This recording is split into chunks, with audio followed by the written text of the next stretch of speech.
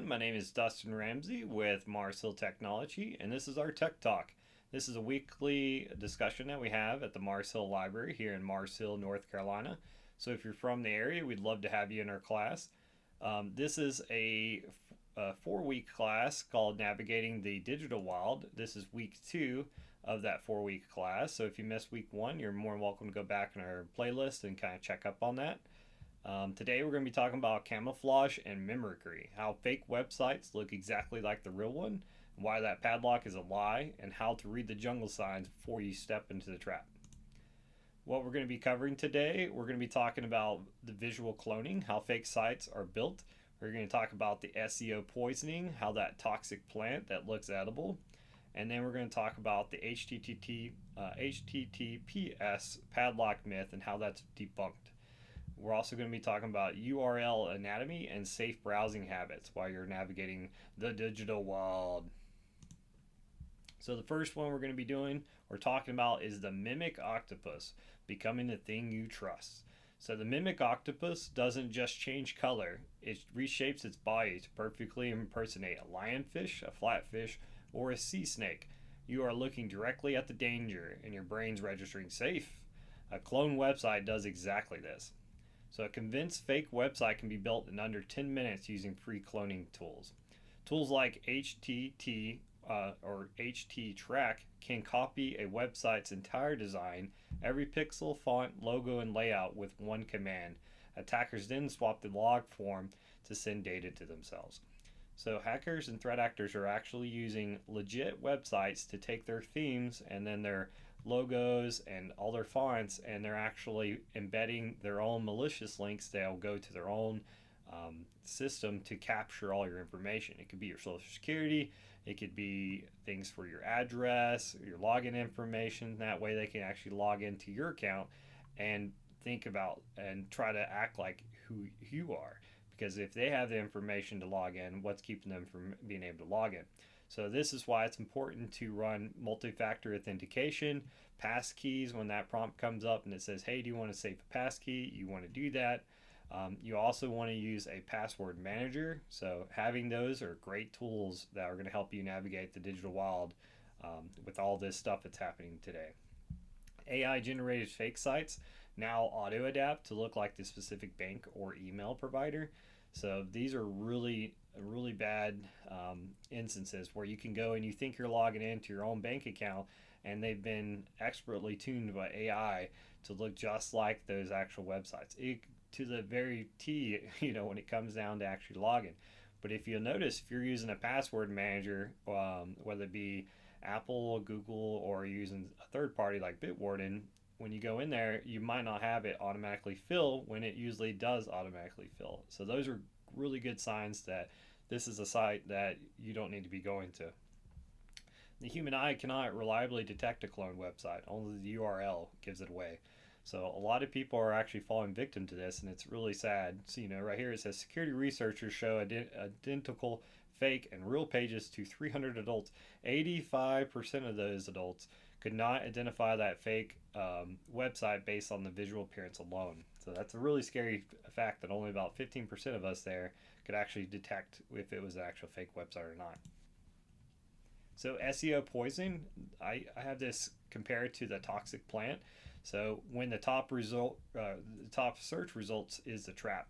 So what is SEO poisoning? Attackers game Google's ranking algorithms using legit SEO tactics. Malicious sites appear in that top 3 to 5 results from searches like Chase Bank login, IRS payment portal, Adobe Acrobat downloads. We've all seen this when we're logging in or using a DNS provider such as Google. We're getting on Google and we're trying to figure out where our Chase Bank account login is. And we'll click that first link even though it's a sponsored link. Well, the bad thing is malicious actors, threat actors, can actually pay to have their link at higher than Chase's bank login. And unfortunately, a lot of people click it because it's so quick. They'll click it and then they don't think of anything, and then next thing you know, they've inputted their banking information into some sort of log that someone's going to be using to try to access their bank later. So take a couple seconds whenever you're doing that. I always scroll down, and we'll talk about that here in a second.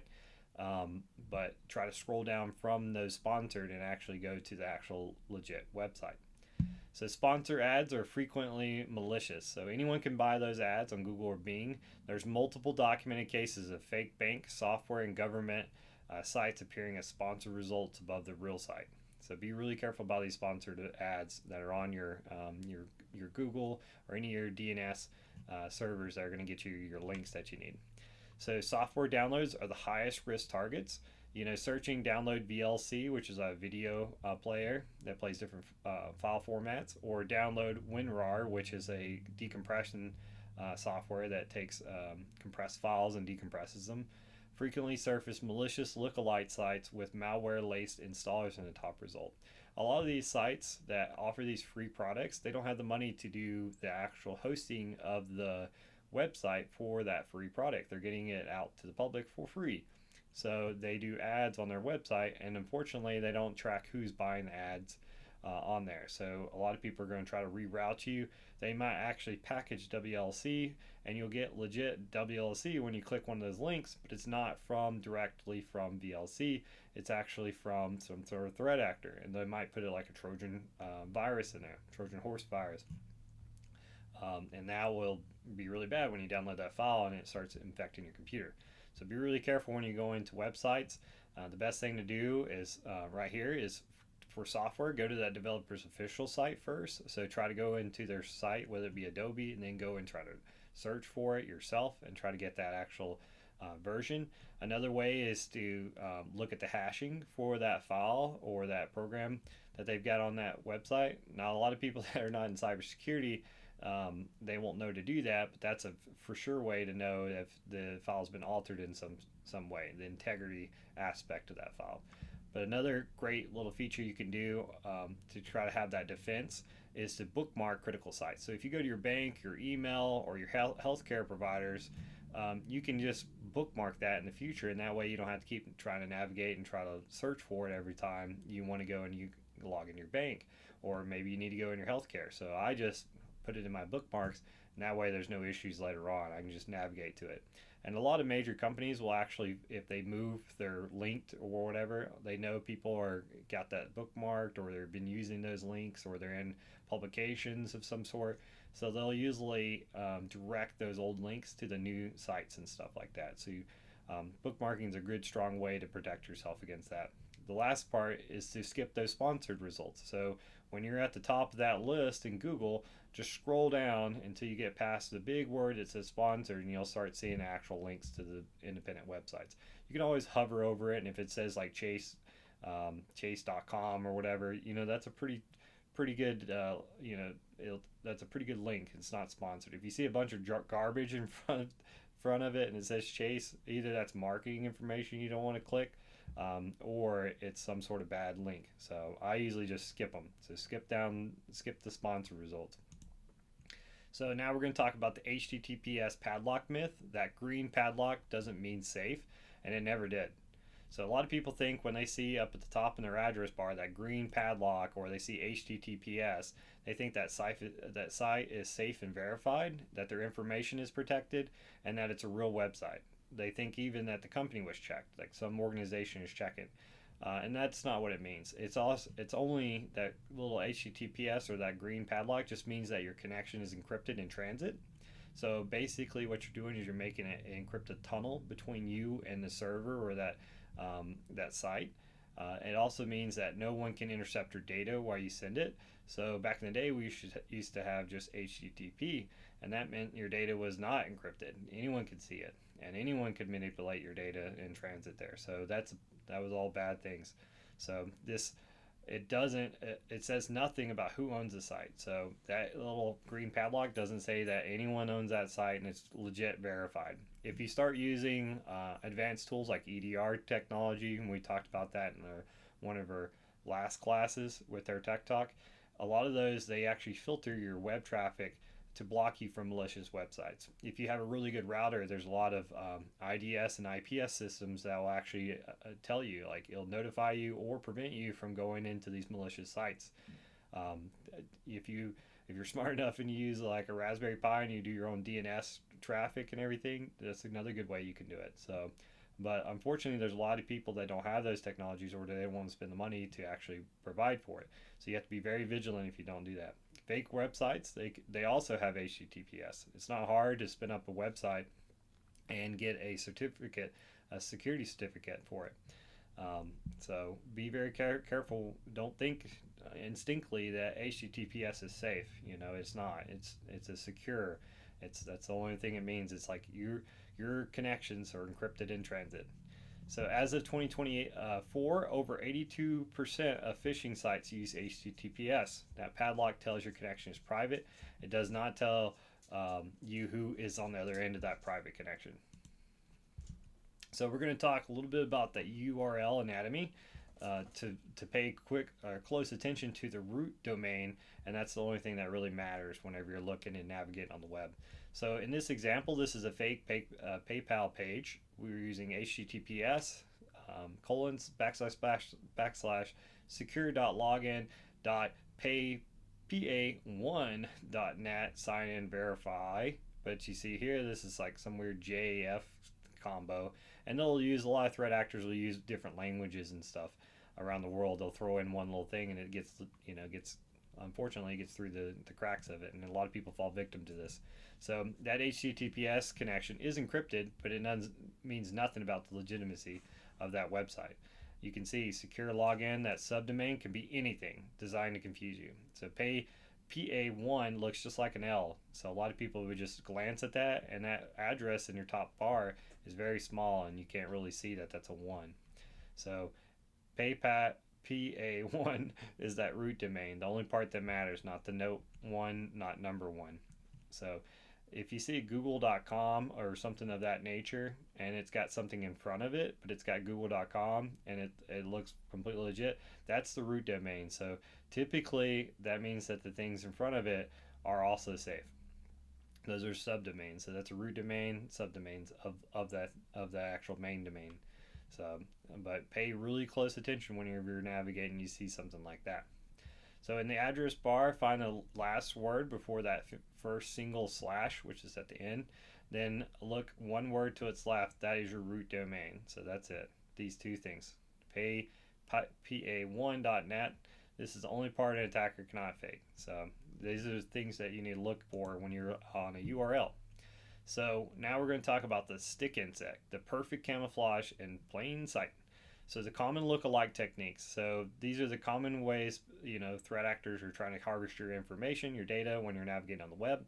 This is the example we used earlier, PayPal, but it's got a 1 instead. So that's a big way. Here's Amazon. Doesn't that look AR and an N and not an M? It looks just like an M from a glance. So that RN looks just like an M. And now will lead you to this weird website instead of Amazon, and when you're looking in a hurry. Or at the end of the address, you'll have Amazon.co, wrong TLD. So Amazon.co looks just like that Amazon.com at a quick glance. Different countries, different owners. That's not good. This one right here uses the Cyrillic A, so I think that's how you say it. I'm sorry if I butchered that. But you have to really be really careful because they can use Unicode characters from other languages to look just like English letters, indistinguishably visually. So those small little things can look just like what you're looking for, but it's a slight change in it. So be careful of that. There'll be like a small, we saw that earlier with that J showing up. Here's your defense, a 5-second address bar check. Don't just glance at it, actually click so you can read the full URL. Typically, a lot of browsers will actually kind of summarize the URL just for convenience for the browser, but you can click inside of that URL and it'll show you the entire address bar. If it looks suspicious by any means, don't go there. Do a little bit more research on the actual address, especially if it's in a text message, if it's in an email, something of that nature. I always tell people in class to go ahead and to look for it yourself. Skip those sponsored links and click your first one and everything like that. Find that root domain. Locate that word right left of that backslash in the path at the very end. And that'll tell you your root domain. That'll tell you if it's legit or not right by the glance. Read it character by character. So that's why it's so important to bookmark these, so you don't have to do this every time. You can go to this bookmark later. but just check on it. Make sure it's .com versus .net versus .co. At the very end, that TLD. Look at those for those extra words or little values that are in there. You'd be surprised that you might see like instead of going to .com, you're going to .co, and you just you don't even look at it. You get kind of in a rush trying to get done with whatever you're trying to do that day, and you don't even look at it. If uncertain, use bookmarks. Like I told you, make sure you save your bookmarks. It's zero risk when it comes to that. Another thing is if your autofill for your passwords are not triggering, saying like, here's your login information that we already got signed, that's a big indication that this is a site you haven't navigated to in the past. So, double check it before you go to it. Safe browsing by the numbers, 82%. We went over that. Phishing sites use HTTPS, so that padlock means nothing anymore. So just be very weary of that when you're going to it. We talked about this in our last class, but 1.5 million new phishing sites per month. So there's so many different phishing sites get spun up to kind of collect your information.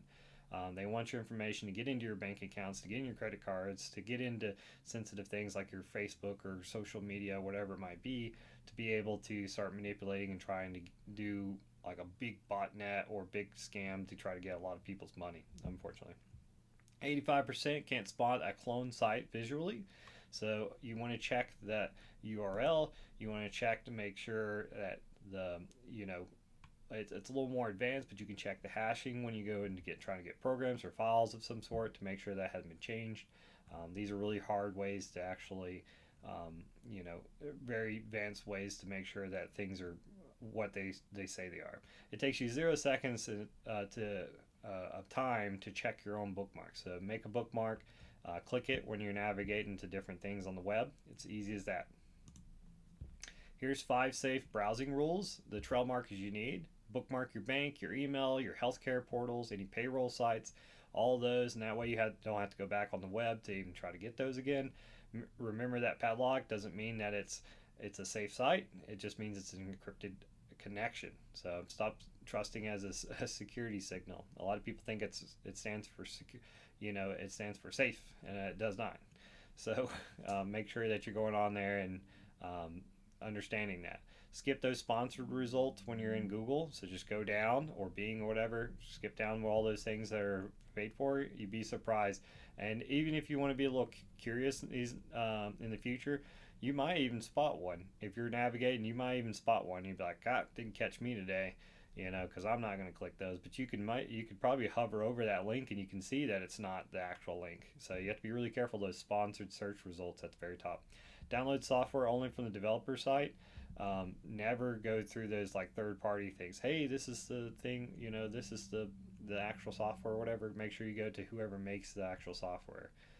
That's a really good way to do it. So instead of just clicking links. And when you go to it, be really careful of those free companies that provide things and they do hosting or ads on their actual domain to supplement the cost for the actual software. Be very careful when you're clicking the links to try to actually download it. There's like 1,000 download now links and you don't know who's who. So be very careful for it. So always try to go to the official site or try to get it from like a good source of some sort. It's really hard, so be very careful of those free software. You can install these free browser extensions. I use Brave, and we're going to be talking about that in class. These are really good ways to block malicious ads and stuff because it's a privacy-based browser, so it's kind of filtering out a lot of that. I always suggest to get an EDR. EDR is one of the best ways to do that. The number one though is to have some sort of internet, some sort of filter for your internet traffic for packets and things of that nature. That can stop it before it even gets on your network. But an EDR is even better because it'll actually catch it on the endpoint, which is a really good tool. I cannot praise an EDR. And if you haven't watched that video, go back and check it out in our playlist. But there are free browser extensions. I usually get away from browser extensions if possible. It's just another way that you have a little security flaw maybe in the future. But everyone does their own navigating a little different, and it's not too bad. So that was week 2. So thanks for joining us. Week 3 will be the Echo and the Canopy. We're going to be talking about AI voice cloning, deep fake videos, and the grandparent scam 2.0, and how to set up your family's verification safe word. Bring a grandparent if you're coming to the local class here in Mars Hill. So if you need to get in touch with us, here's our information here. And then if you need to protect your home, we do network monitoring. That was like what we talked about earlier in class, where we can check to make sure that you're not going to malicious websites and things of that nature.